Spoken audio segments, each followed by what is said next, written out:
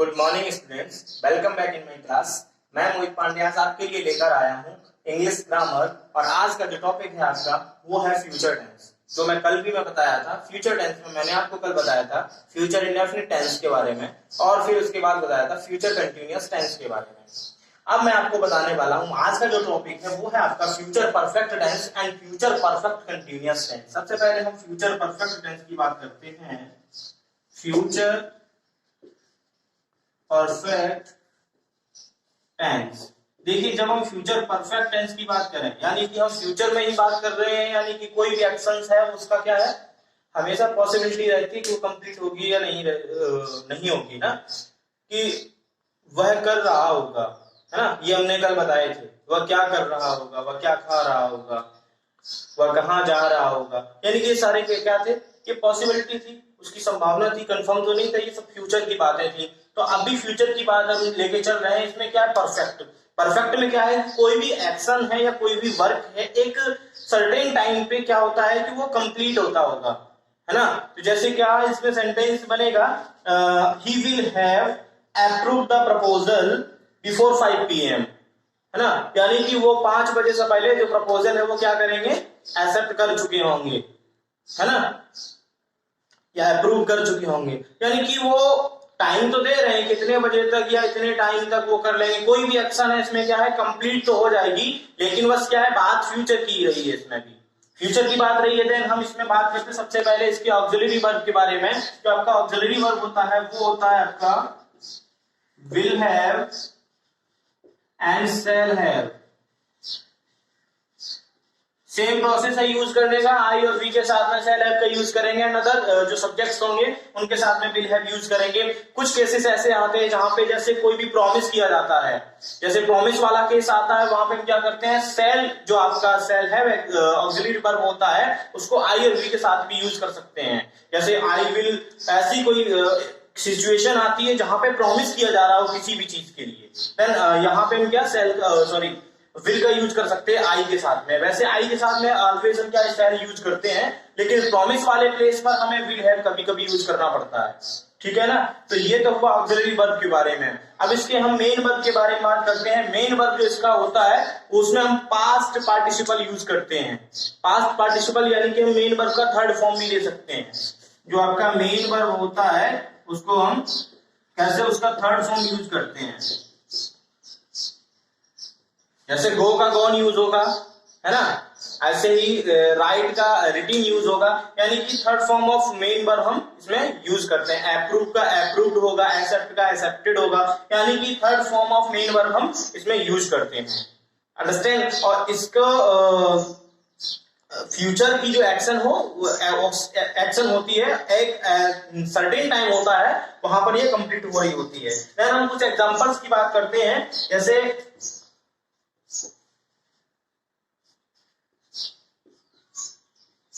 the company will have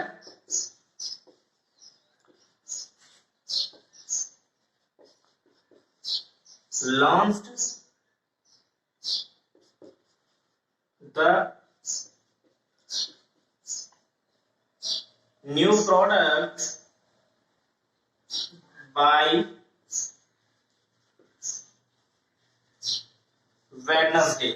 यानी कि जो आपकी एग्जाम्पल दिया है मैंने, company will have launch the new product bye Wednesday, यानी कि इसमें क्या है, कर चुकी होगी, या ये है क्या आपका सर्टेन टाइम तो है लेकिन फ्यूचर की बात है, ठीक है। एग्जाम्पल ऑक्सिलरी वर्ब हमने विल हैव यूज किया है, ये आपका सब्जेक्ट है। एंड लॉन्च, लॉन्च आपका जो है मेन वर्ब का क्या है, थर्ड फॉर्म है, अंडरस्टैंड। तो ये हुआ आपका फ्यूचर परफेक्ट टेंस। इसका एक एग्जांपल और ले लेते हैं। देखिए, my sister will have completed her graduation by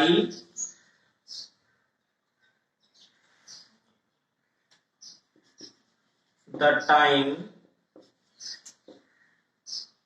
I turn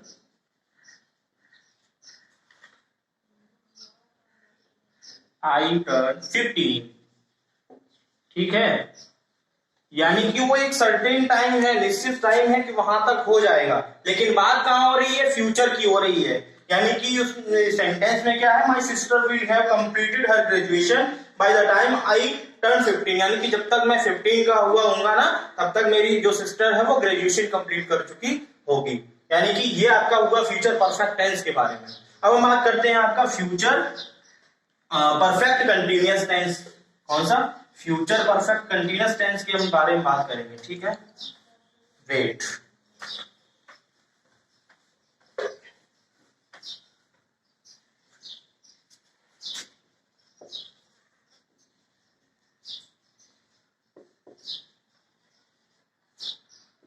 देखिए फ्यूचर परफेक्ट कंटिन्यूअस टेंस के बारे में जब हम बात करेंगे, देन जो आपका फ्यूचर परफेक्ट कंटिन्यूअस टेंस है is used to talk about action which started before and will continue through a longer period of time in the future। यानी कि स्टार्ट होती है लेकिन लॉन्गर टाइम तक वो क्या रहती है, कंटिन्यू रहती है। ऐसी एक्शंस के बारे में हम बात करते हैं। It is often use with A time expression, और इसमें जो ऑक्सिलरी वर्ब होगा वो आप जैसे आपने अदर सेंटेंसेस में पढ़ा, कैसे जो मैंने पहले बताया था, पास्ट परफेक्ट में हैड होता था, पास्ट परफेक्ट कंटिन्यूअस में क्या हो गया, हैड बीन लग गया। फिर हम पीछे जाएं, प्रेजेंट में मैंने आपको बताया था, प्रेजेंट परफेक्ट में आपका हैज और हैव होता था, और उसके बाद अगर हम प्रेजेंट परफेक्ट कंटिन्यूअस में आए थे, देन क्या होने लगा, has been and have been. ऐसे ही इसमें विल हैव और शैल हैव होता है परफेक्ट का, एंड परफेक्ट कंटिन्यूअस का जब हम यूज करेंगे, and shall have been and will have been का यहाँ यूज करेंगे। ठीक है, तो इसका जो एग्जाम्पल मैं एक आपको एक्सप्लेन करता हूं। Leena will have handling the marketing department for 2 years in 2021।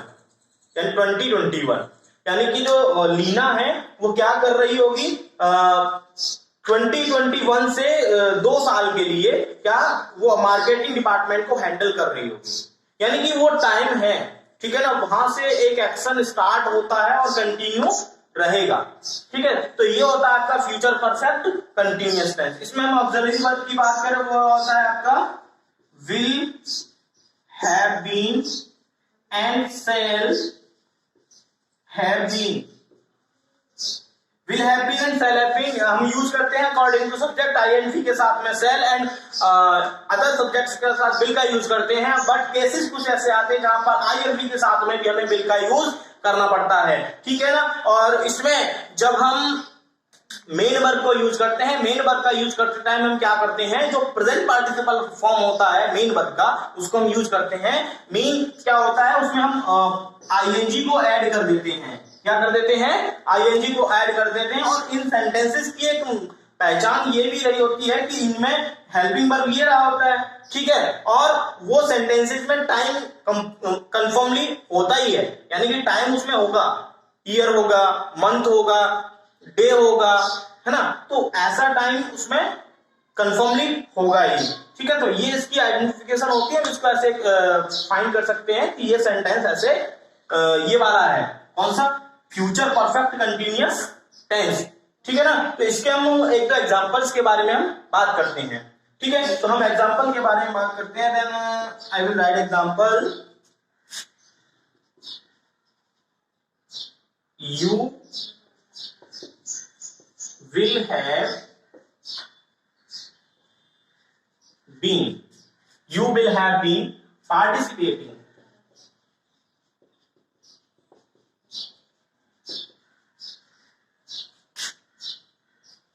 in the competition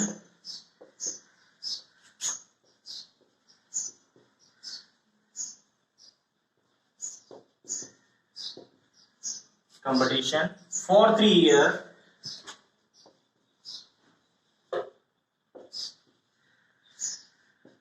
in, यानी 2020 से, यानी कि 2020 से वो क्या है, 3 ईयर के लिए कंटिन्यू रहने वाला है, पार्टिसिपेट करने वाला है किसमें, किसी भी कंपटीशन में।